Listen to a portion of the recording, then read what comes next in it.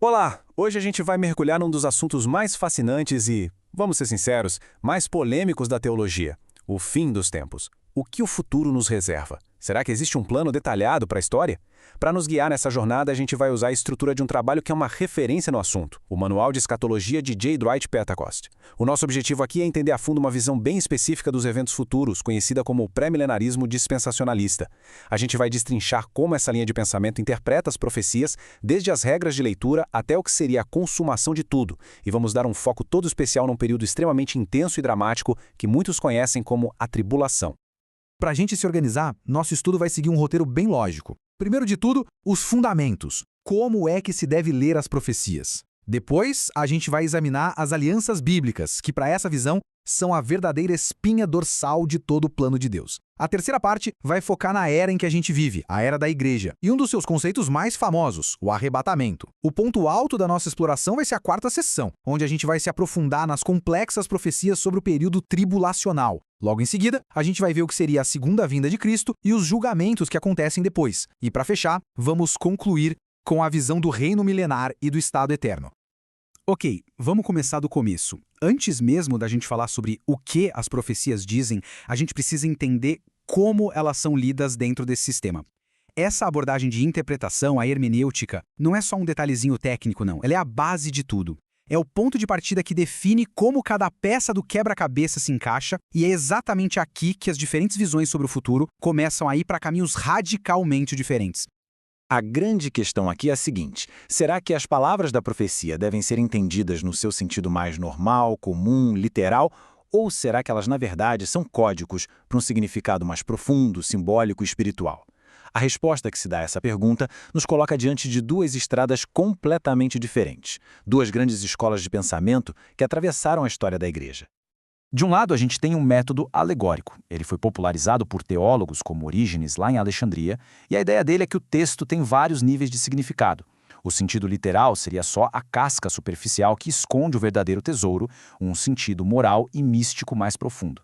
Do outro lado, a gente encontra o método histórico-gramatical, mais conhecido como interpretação literal. Esse método, defendido pela História de Antioquia e que ganhou uma força tremenda na Reforma Protestante, parte de um princípio muito simples, que foi muito bem articulado pelo teólogo Richard Hooker. Essa citação do Hooker resume uma regra de ouro: se o sentido literal faz sentido, não procure outro. Isso não quer dizer que essa abordagem ignora figuras de linguagem, como metáforas ou símbolos. Claro que não. Apenas insiste que elas devem ser interpretadas como figuras de linguagem dentro de uma leitura normal, como a gente faz com qualquer texto. É fundamental entender que o Manual de Pentesco e toda a visão que a gente está explorando se baseiam inteiramente neste método. Para eles, é a única forma consistente de se ler a profecia. Então, resumindo a história até aqui, a gente estabeleceu essa grande divisão entre o método alegórico, que, na opinião dos críticos, pode deixar a interpretação muito subjetiva, e o método histórico-gramatical, ou literal, que tenta se prender ao que o autor original queria dizer. A visão que a gente vai analisar a partir de agora está totalmente ancorada nesse segundo método, na ideia de que as palavras da profecia devem ser entendidas em seu valor mais direto e óbvio. Beleza. Com essa lente da interpretação literal bem ajustada, a gente pode construir o segundo pilar desse sistema de escatologia, as alianças ou pactos, que Deus teria feito com a nação de Israel. Nessa linha de pensamento, essas alianças não são só historinhas antigas. Elas são vistas como contratos divinos, eternos e, o mais importante de tudo, incondicionais, cujas promessas ainda estariam esperando um cumprimento literal no futuro. E é super importante a gente entender o que eles querem dizer com aliança incondicional. Pensa assim, não é um contrato de duas vias, onde as duas partes têm obrigações. A ideia aqui é que Deus se compromete sozinho a cumprir o que ele prometeu, aconteça o que acontecer. A desobediência de Israel nessa visão poderia até gerar castigos e adiar as bênçãos, mas nunca, jamais poderia anular a promessa final. Por quê? Porque ela dependeria da fidelidade de Deus e não da fidelidade humana. Então são 4 alianças que formam o esqueleto de tudo isso. A primeira, a aliança abraâmica, é a fundação de tudo, prometendo uma terra, uma descendência gigantesca e uma bênção que alcançaria o mundo todo. Depois vem a aliança palestina, que é vista como um detalhamento da promessa da terra, garantindo a Israel a posse eterna daquela região. Em seguida, a aliança davídica, que foca na promessa de um rei e um reino eternos vindos da linhagem de Davi. E por último, a nova aliança, que de acordo com o profeta Jeremias, garantiria a redenção espiritual de toda a nação de Israel no futuro. E na visão de Pentecoste, todas essas promessas são literais, incondicionais e ainda estão esperando seu cumprimento final. Ou seja, para recapitular, as alianças com Israel nessa visão são tipo o roteiro do filme. Elas são a espinha dorsal do plano. São consideradas incondicionais e, aplicando aquela regra da interpretação literal, suas promessas precisam ser cumpridas ao pé da letra. O argumento de Pentecoste é bem direto. Se Deus não cumprir exatamente o que prometeu a Israel, ele estaria falhando em manter sua palavra, o que, teologicamente falando, seria impossível. Certo, mas aí surge uma pergunta. Se as alianças foram feitas com Israel e ainda não se cumpriram totalmente, onde é que o período em que a gente vive agora, a era da Igreja, se encaixa nisso tudo? Na teologia dispensacionalista, este período é visto como um mistério. Não no sentido de ser algo confuso, mas no sentido bíblico de ser um plano que não foi revelado em detalhes no Antigo Testamento. Seria um tipo de parênteses na linha do tempo da profecia, inserido entre a primeira vinda de Cristo e o futuro cumprimento das promessas a Israel. E esta era teria seu próprio evento final, o arrebatamento. O arrebatamento vem do termo grego harpazo, que significa algo como agarrar ou tomar com força. Seria um momento em que a igreja é retirada do mundo. Olha, aqui tem um ponto que é crucial, fundamental nesse sistema. Não confundir o arrebatamento com a segunda vinda. A distinção é a seguinte: no arrebatamento, Cristo viria para a sua igreja, encontrando-a nos ares. Na segunda vinda, ele viria com a sua igreja, de forma visível a todos, para reinar na terra. A grande questão que gera um debate intenso é: quando exatamente o arrebatamento aconteceria em relação à tribulação? E aí o debate pega fogo sobre quando isso aconteceria. Basicamente, existem três grandes teorias na mesa. A pré-tribulacionista, que é a defendida pelo Pentex no manual dele, argumenta que a igreja será retirada antes do início daquele período de 7 anos da tribulação.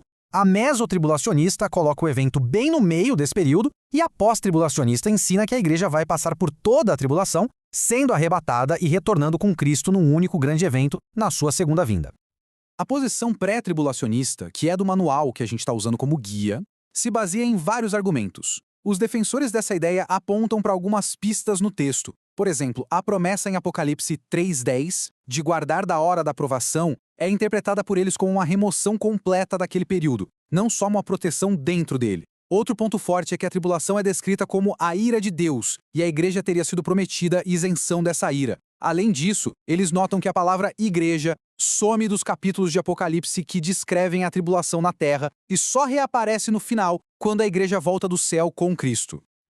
Então, fechando essa parte, a era da igreja é vista como esse interlúdio no programa profético de Deus para Israel, e ela terminaria com o arrebatamento. Seguindo a linha de Pentecoste, a igreja seria retirada antes do período de julgamento que viria a seguir. E é exatamente para esse período que é sombrio, denso em profecias e o grande foco da nossa análise que a gente vai agora. Agora sim chegamos no epicentro da nossa análise, a tribulação. Dentro desse sistema teológico, este período é identificado com a 70ª semana da famosa profecia de Daniel, lá no capítulo 9. E aqui, atenção, a palavra hebraica para semana não se refere a 7 dias, mas a um conjunto de 7. E pelo contexto, a grande maioria dos estudiosos entende como 7 anos. Portanto, a tribulação seria um período futuro de 7 anos, marcado por julgamentos divinos numa escala nunca antes vista na história e com um propósito duplo muito específico, voltado tanto para Israel quanto para as nações do mundo. Vamos detalhar esses propósitos, porque eles são a chave para entender tudo o que acontece aqui. Pensa numa moeda com dois lados. De um lado, para Israel, o propósito seria redentor. A Bíblia chama esse período de tempo de angústia para Jacó. A ideia é que a pressão e o sofrimento desse tempo iriam quebrar a resistência de Israel, purificar a nação e levar um grupo de fiéis, um remanescente, a finalmente reconhecer e clamar por Jesus como Messias. Do outro lado da moeda, para as nações, o propósito seria de juízo. Seria um acerto de contas cósmico, o momento do derramamento do juízo de Deus sobre um mundo que, de forma organizada, teria rejeitado a autoridade dele, destruindo os sistemas globais que se opõem a Deus e preparando o terreno para o reino de Cristo. E a cronologia desses 7 anos é incrivelmente detalhada. Pensem numa contagem regressiva. O start seria um evento político, um líder mundial carismático, que a Bíblia chama de anticristo, firma um tratado de paz de 7 anos com Israel. Os primeiros 3 anos e meio seriam de uma paz enganosa, uma falsa segurança, mas o ponto de virada, o estopim de tudo, aconteceria exatamente no meio, quando o anticristo rasga o acordo. Ele então entraria no templo reconstruído em Jerusalém, se autoproclamaria Deus e exigiria adoração. Esse é o evento que Jesus chamou de abominação da desolação. E isso dá início à segunda metade, a grande tribulação, um período de perseguição feroz e juízos divinos muito piores, que culminaria na Batalha do Armagedon e no retorno visível de Cristo. O palco desse drama mundial, segundo essa interpretação, vai ser dominado por uma imitação grotesca, uma falsificação da trindade divina. É o que muitos teólogos chamam de trindade satânica. Olha que interessante a simetria. Satanás, o dragão, age como um antipai, dando poder e autoridade ao seu escolhido. A besta do mar, o anticristo, age como um anticristo. Um líder político genial que se apresenta como salvador, sofre uma ferida mortal e é curado milagrosamente e exige adoração.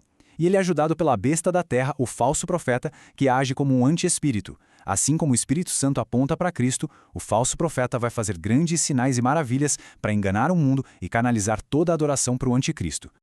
E os juízos, bom, eles vêm em ondas, cada uma mais forte que a anterior, descritas no livro de Apocalipse. Começa com os 7 selos, que liberam calamidades que, a princípio, até parecem consequências de ações humanas. Falsos líderes, guerras, fome, doenças. Depois, a coisa escala para um nível claramente sobrenatural com as 7 trombetas, que afetam 1/3 da natureza, vegetação queimada, mares e rios envenenados, e liberam tormentos demoníacos. E por fim, na segunda metade, vem as 7 taças da ira. Aí é a ira de Deus pura, derramada de forma rápida e devastadora sobre o império do anticristo, com pragas terríveis, toda a água se tornando sangue e o maior terremoto da história da humanidade.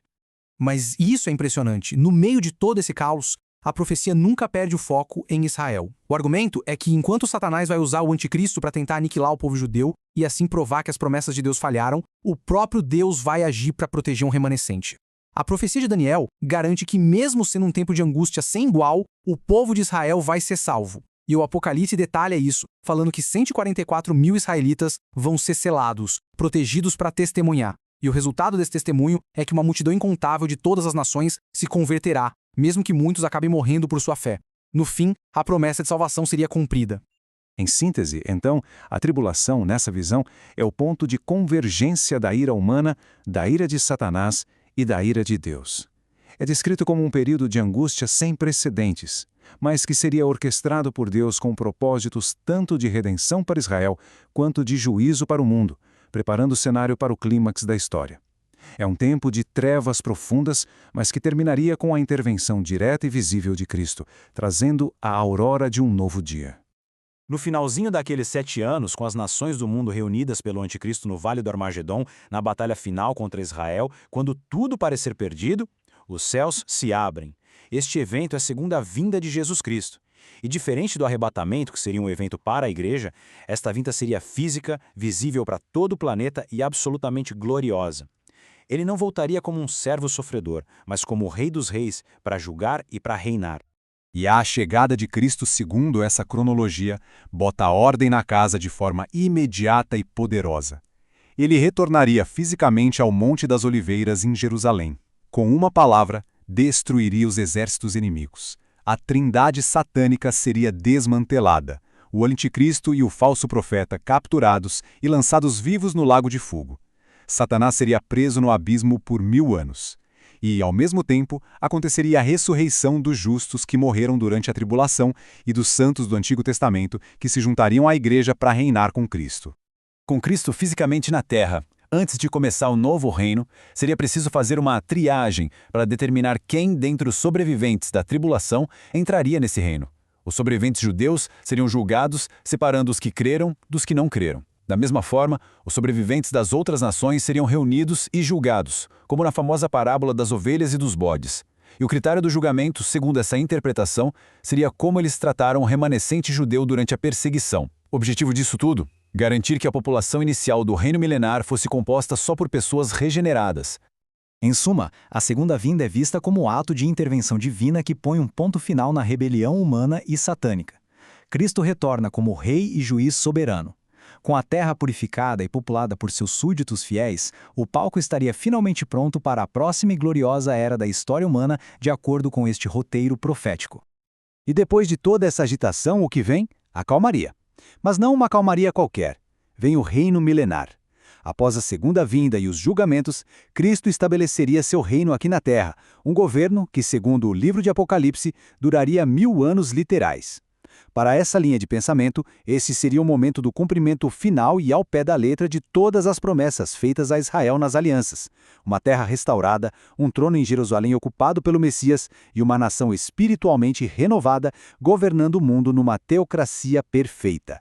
Imaginem só como seria esse mundo. O milênio é descrito como uma verdadeira era de ouro. O governo de Cristo traria paz e justiça absolutas. A sociedade seria transformada, sem guerras ou pobreza, e a longevidade humana, como a dos patriarcas, seria restaurada. A própria natureza seria curada da maldição do pecado. Desertos floresceriam e os animais seriam pacíficos. A adoração mundial seria centrada em Jerusalém com um novo templo. E um ponto interessante, os sacrifícios oferecidos ali nessa visão não seriam para perdoar pecados, mas serviriam como memoriais, para ensinar às gerações futuras sobre o significado da morte de Cristo na cruz.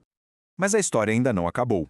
E aqui vem um dos pontos mais curiosos e até chocantes dessa cronologia. No final dos 1000 anos, Satanás seria solto da sua prisão. Ele sairia para enganar as nações, reunindo uma multidão para uma rebelião final contra o governo de Cristo. O propósito teológico desse teste final, segundo Pentecoste, seria provar de uma vez por todas a maldade do coração humano, que mesmo vivendo em condições perfeitas, ainda escolheria a rebelião. Essa revolta seria instantaneamente esmagada, e Satanás finalmente lançado no lago de fogo para sempre. Logo depois, aconteceria o julgamento do grande trono branco, onde todos os incrédulos de todas as eras seriam ressuscitados para o juízo final. E com o mal completamente erradicado, Deus criaria um novo céu e uma nova terra.